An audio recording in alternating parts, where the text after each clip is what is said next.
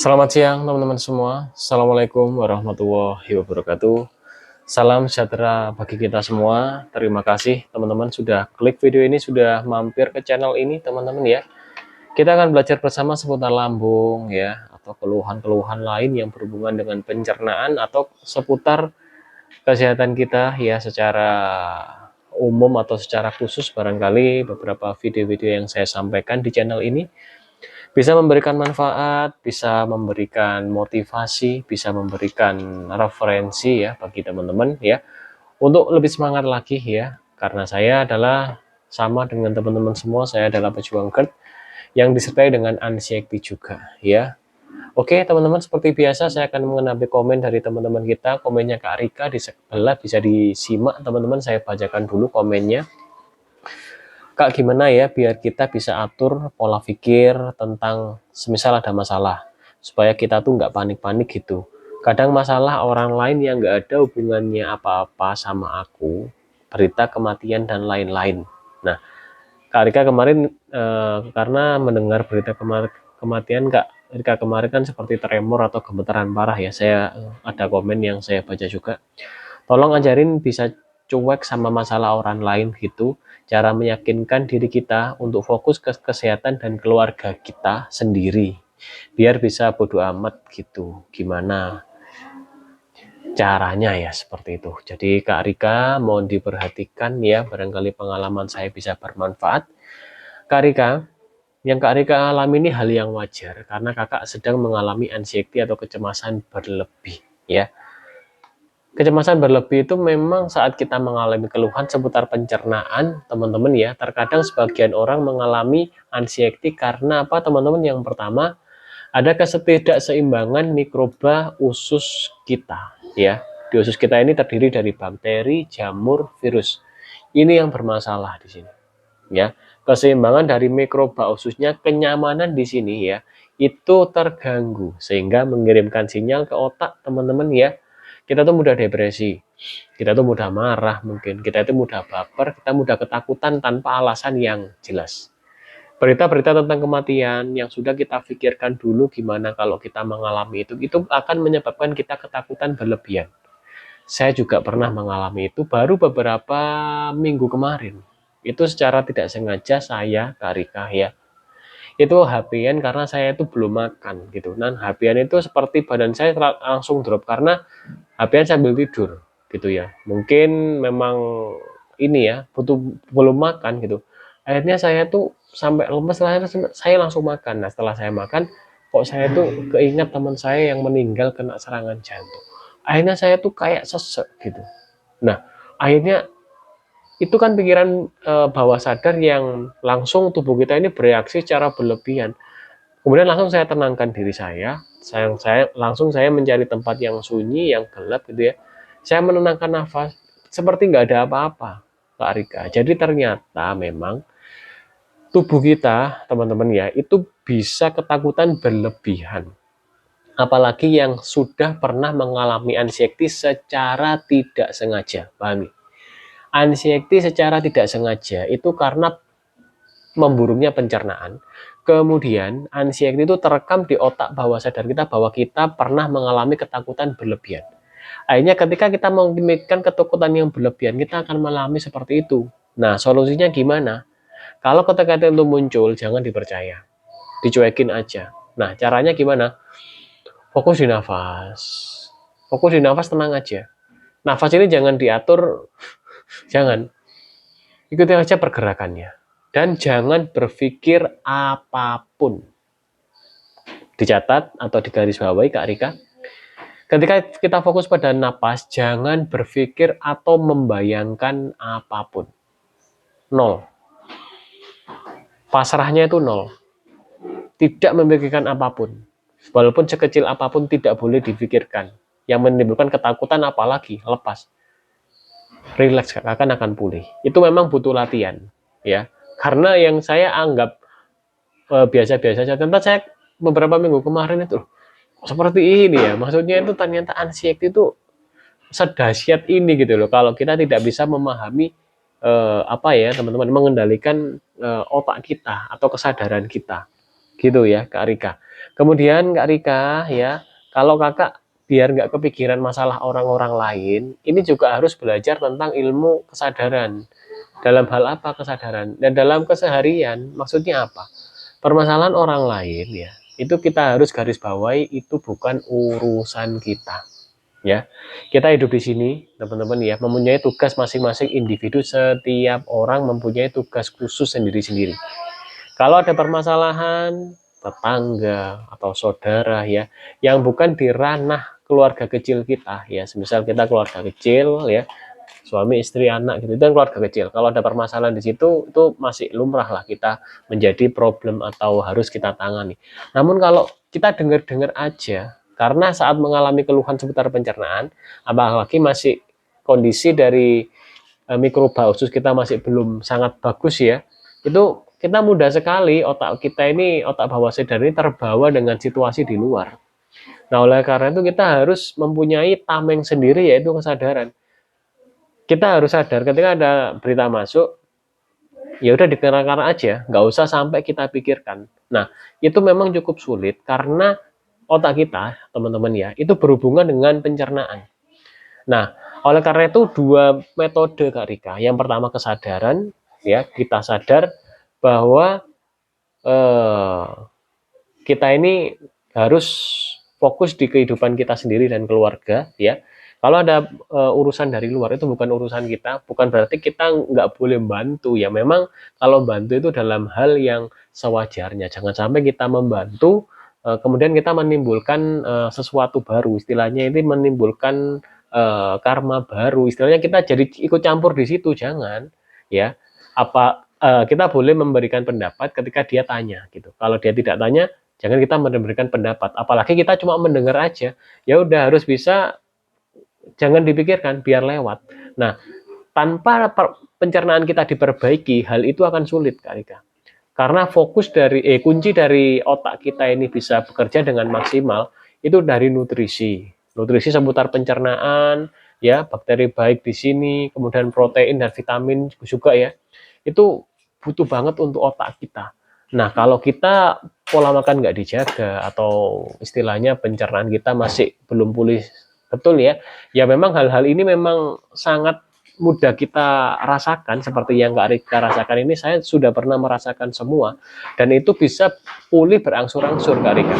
Seiring dengan kita perbaiki pencernaan kita dan seiring kita kesadaran kita tingkatkan ya Kak Rika, nanti kita akan bisa enak gitu ya. Jadi kita itu enggak seperti memikirkan sesuatu yang tidak penting gitu loh Kak Rika ya. Intinya apa Kak Rika? Kita itu hidup di sini, dilahirkan di sini ya Kak Rika. Setiap manusia itu mempunyai tugas sendiri-sendiri. Yang pertama, tugas utama kita harus bisa menerima kondisi kita apa adanya, itu nomor satu. Terkait dengan apa teman-teman? Istilahnya ketentuan.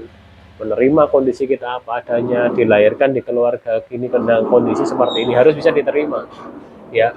Yang kedua ya, tugas kita di sini ya menyelesaikan sehari-hari kita ini dengan ikhlas, dengan sabar gitu ya, melaksanakan aktivitas sehari-hari gitu, sehingga kita nggak perlu memikirkan permasalahan-permasalahan orang lain ya, walaupun itu keluarga kandung semisal ya, ada permasalahan itu urusan dia dengan keluarganya, kecuali urusan yang besar semisal urusan yang memang harus dibahas bersama, dan ini memang urusan yang sangkut pautnya semisal dengan orang tua kita, itu nggak apa-apa. Tapi kalau urusan-urusan ringan yang Kak Rika maksud ini, biasanya ini urusan ringan semisal kita mendengar berita, tetangga ngomong, teman-teman ngomong, akhirnya karena otak bawah sadar kita ini kondisinya ini masih, kita ini mudah terbawa karena ini pencernaan kita ini, karena ada hubungannya Kak Rika. Saya dulu mempelajari itu, pencernaan ini belum membaik, rasanya kepala ini penuh Kak Rika.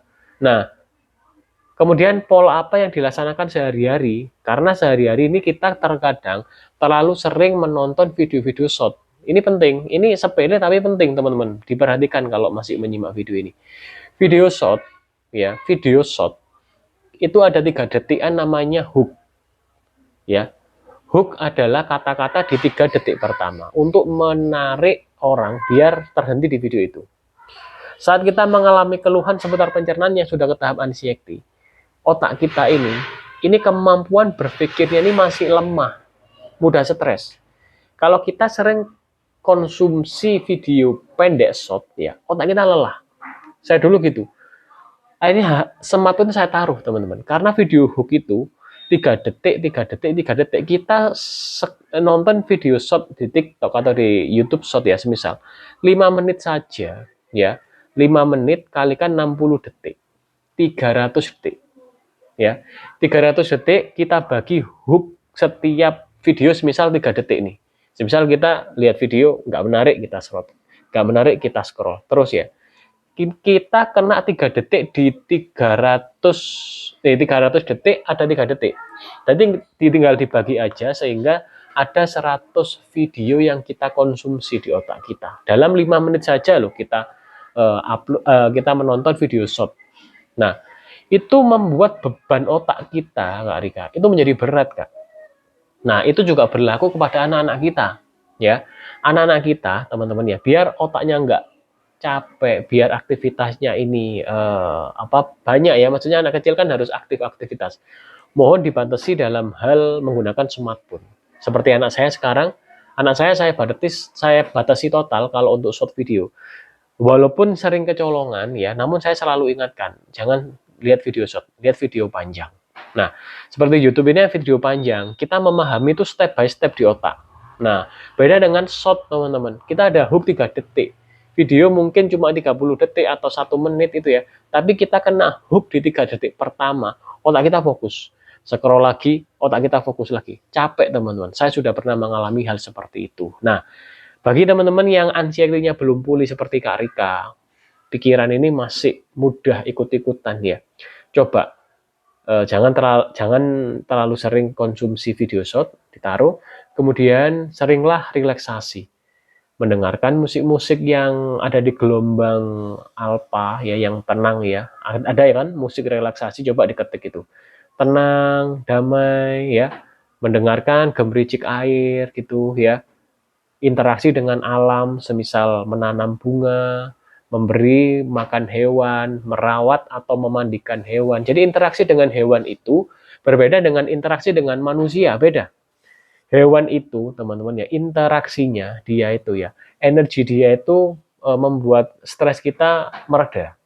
Ya, memang dia diciptakan seperti itu karena dia itu tidak seperti manusia. Manusia kan dia kan memang bisa berbohong istilahnya. Maksudnya energinya itu kalau murni ya, kalau energinya itu bagus, biasanya kalau kita dekat dengan orang itu kita nyaman gitu ya.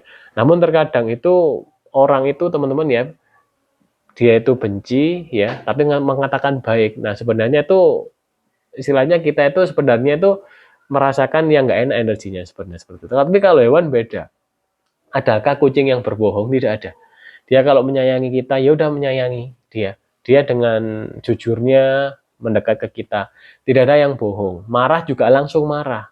Hewan itu memang mempunyai karakter yang langsung dilampiaskan. Sehingga interaksi dengan hewan, interaksi dengan tanaman itu bisa membuat kita rileks. Ya, sehingga stres kita ini lebih mudah mereda, Kak Rika. Jadi itu Kak Rika, sambil berjemur kena matahari, bisa tanam-tanam tanaman apapun ya, sambil kalau punya peliharaan silakanlah berinteraksi. Itu bisa cepat Kak Rika untuk membuat Kak Rika ini lebih pulih seputar anxiety. Ini anxiety Kak. Ini kan anxiety hubungannya otak ini yang diperbaiki bukan di otak saja, sama pencernaan gitu ya. Konsumsinya nanti kalau semisal ada gastritis sudah pulih ya, konsumsi probiotik, tape singkong, cuka apel, probiotik lain silakan. Air lemon nih, air lemon. Setiap pagi air lemon teman-teman usahakan ya. Itu vitamin C juga bagus. Madu gitu Kak Rika ya. Jadi makanan yang kita konsumsi ini bagus untuk pencernaan kita, menyukai ya. Stop makanan yang digoreng ya. Dengan minyak sawit itu stoplah sementara karena itu membuat rusak pencernaan kita. Apalagi yang ada keluhan, waduh tambah nggak karu-karuan nanti ya. Dan tepung terigu juga Kak Rika perhatikan, kalau memang sudah pola makan kita sudah bisa disiplin Kak Rika, nanti pelan-pelan membaik Kak Rika ya, seperti itu. Dilatih pelan-pelan Kak Rika biar kesadaran kita muncul, kesadaran kita bangkit ya. Kita sadar hidup ini ya, kita harus bahagia di sini, kita dilahirkan di sini, kita harus menyelesaikan hidup ini dengan benar. Itu kata-kata di lagunya Ebit ya. Dengan benar itu seperti apa? Kita ikuti rasa kita. Rasa itu yang mana? Rasa di dalam diri kita. Temukan sendiri, karena rasa itu teman-teman ya bisa kita temukan kalau kita dalam kondisi tenang ya. Kehidupan ini diterima ya, apa adanya dilaksanakan ya dengan sukacita, dengan bahagia ya teman-teman ya, tidak menyesali hal masa lalu ya. Masa depan nggak usah terlalu dipikirkan. Yang penting saat ini teman-teman kita laksanakan dengan sungguh-sungguh, dengan ikhlas ya. Misal kita bekerja ya udah hari ini sungguh-sungguh ya. Jualan ya udah jualan yang benar, ngomong apa adanya, jujur ya. Jangan ditutup-tutupi. Kalau udah kita kan A ya udah A ya. Jangan A besok B, besoknya C, bingung nanti. Yang bingung siapa? Semesta ini bingung. Orang ini juga bagian dari semesta. Dia yang menangkap informasi ini juga akan bingung. Oleh karena itu kalau sudah kita katakan A, ya udah A, semisal harga barang ini semisal 25.000. Ya udah kita jual 25.000, jangan sekarang 25.000 karena kita ingin keuntungan lebih kita jual 30, besoknya 35. Bingung. Yang mencatat, yang menyerap kata-kata 25 ini bingung gitu ya. Karena saya juga udah pernah mengalami, saya dulu jualan jajanan karena ingin mendapatkan keuntungan atau margin yang tebal ya teman-teman ya, itu harga itu saya naikkan itu agak dempet-dempet sehingga saya merasakan yang beli itu bingung teman-teman, bingung yang beli ini. Nah disitulah gunanya pengalaman ya, pengalaman itu penting sekali karena pengalaman adalah guru terbaik. Oke seperti ini teman-teman video kali ini. Semoga bermanfaat dan mohon maaf apabila ada salah kata. Silahkan komen-komen. Kita ketemu lagi di video-video berikutnya. Selamat pagi, selamat beraktivitas, selamat berkumpul bersama keluarga. Assalamualaikum warahmatullahi wabarakatuh. Salam sejahtera bagi kita semua. Rayu, rayu, rayu.